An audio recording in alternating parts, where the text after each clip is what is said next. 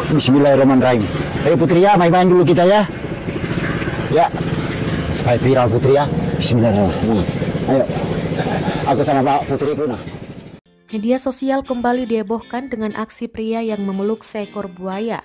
Rekamannya diunggah akun Instagram @faktaindo pada Minggu, 30 Januari 2022.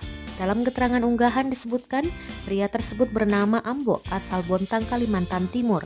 Ia disebut selalu menganggap buaya muara tersebut seperti anaknya sendiri.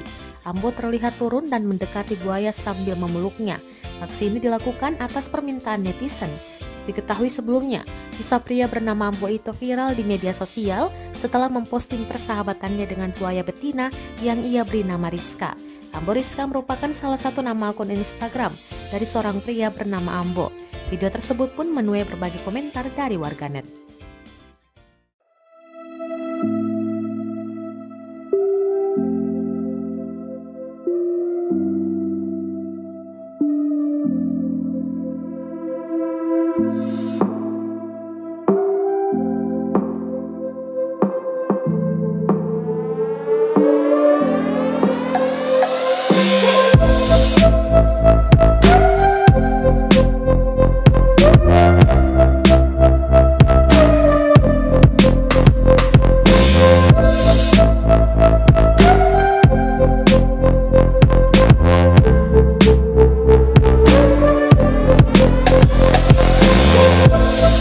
Terima kasih sudah nonton.